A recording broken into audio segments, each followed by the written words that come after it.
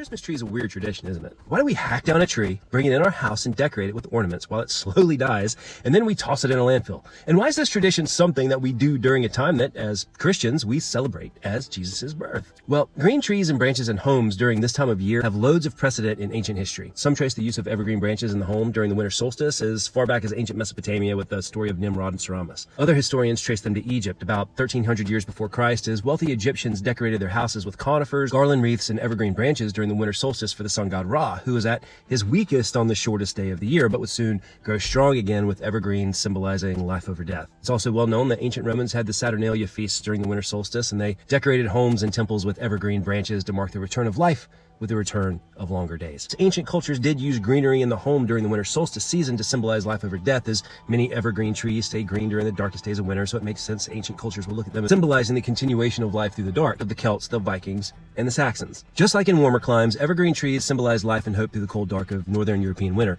and the mightiest of trees were often adorned with decoration and in many cases even worshipped. And as Christianity spread into northern Europe, the evergreen tree provided missionaries an easy, relatable symbol of life over darkness, representing the constant victory of Jesus over death. There's even an 8th century legend of St. Boniface cutting down Donor's oak, a tree that was worshipped by Germanic pagan tribes. And after the tree fell, an evergreen tree instantly grew out of the stump in a triangular shape, demonstrating the Trinity and how it points to heaven. You know, redeeming a pagan practice with the Christian way of viewing it. Nudge, nudge, wink, wink. But let's keep going. While Tallinn, Estonia claims they erected the world's first decorated town Christmas tree in 1441, and Riga, Latvia claims that they were the first in 1510, it's actually Germany that's considered the source of the modern Christmas tree tradition. And it's out of Germany that a lot of our Christmas customs, nutcrackers, advent calendars, gingerbread men, Santa's a jolly old fat dude, this is where they come from. And in early 1500s Germany, the paradise tree, representing the tree of knowledge from the Garden of Eden, was part of a popular Christian play commemorating the feast of Adam and Eve, and thus the redemptive acts of Jesus. And this was held annually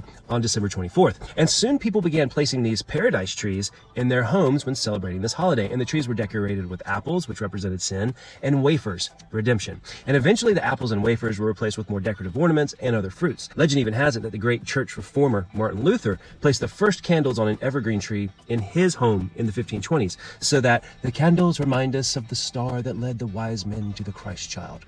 And the first record of Christmas tree being placed in a church was at the Cathedral of Strasbourg in 1539. And by the late 1600s and early 1700s, Protestant upper-class Germans placed the Christmas light in their home, a small pyramid-like frame or tree that was decorated with glass balls and tinsel with a candle up top, symbolizing the birth of Christ as light of the world.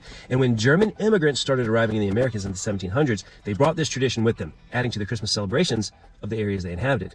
But the Christmas tree still wasn't very widespread until 1848, when Britain's Queen Victoria's German husband, Prince Albert, put up a Christmas tree at Windsor Castle, and they were photographed decorating it with ornaments and tinsel.